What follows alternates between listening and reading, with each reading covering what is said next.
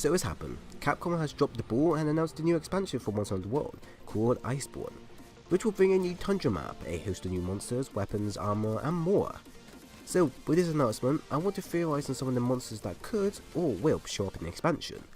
Some of the ones I mentioned will sound quite obvious, while others may sound out of place, but will be explained with good intention as to why they fit. So let's look at the obvious ones. Naga Cougar, Tigrex, and Baroth. These three are given, as from the final trailer of the expansion we see red eyes of a silhouette of monster that leaves a faint reddish glow while moving.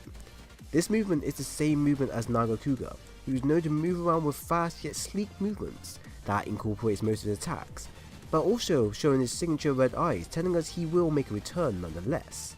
Now with the obvious telltale sign indicating this monster making a return, it would also mean both Tigrex and Baroth have a very high sign of returning as well, as they both share the same similar bone structures as Naga Cougar, while also both monsters are known for inhabiting the icy based maps.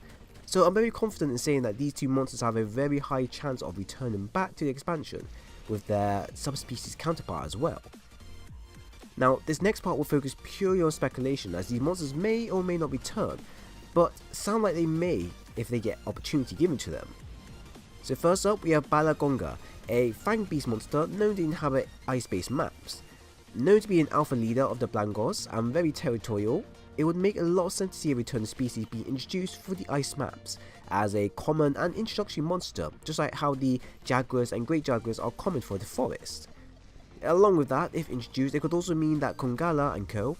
and Reijang could have a chance to return, as they both have similar bone structures to work off of, and both are fang beast monsters, just like Balagonga, making it possible for the two to also show up in the expansion. Next we have Kizu and Giganox. So these two slightly disturbed monsters have always been a fan favourite to many for their ghosty features to very unique designs compared to many other monsters in game.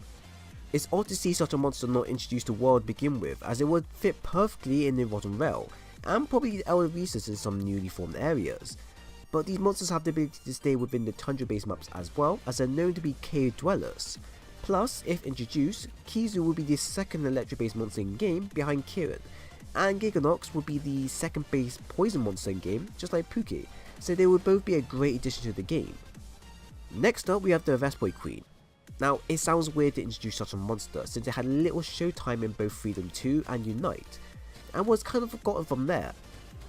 But I do see this monster making a great return for the Age of Forest as a first major insect monster to be introduced for us. As it stands, we don't have any sort of mixed selection for other species, so extending the current selection would be very welcoming for insect based monsters. Also, I can see this monster being remade / redesigned in World Image, as to be honest, it's literally just a bigger version of a Vespoid with little changes added to it. That, with some of the areas in Age of Forest or Core Highland needing some love with their visual design, it would fit perfectly for such a unique monster to be introduced into World. Next up we have Zingori.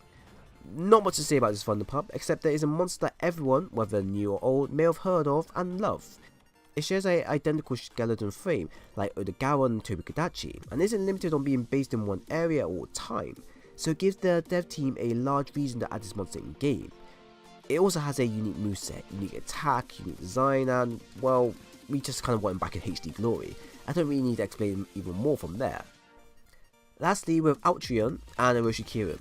These two elders have been known since the very beginning of World before the game was even released and was supposedly meant to show up at some point, but when exactly that was meant to be is still currently unknown. Now with the expansion being introduced, it seems like now would be a perfect time to introduce both monsters, as it fits the theme perfectly for both of them, and they are literally the last leaked monsters that have not officially showed up. Now whether we'll get them early on in 2019 is still unknown, but if we don't get them early in 2019 or mid 2019, then around expansion time will probably be the perfect time to release both two new elder monsters.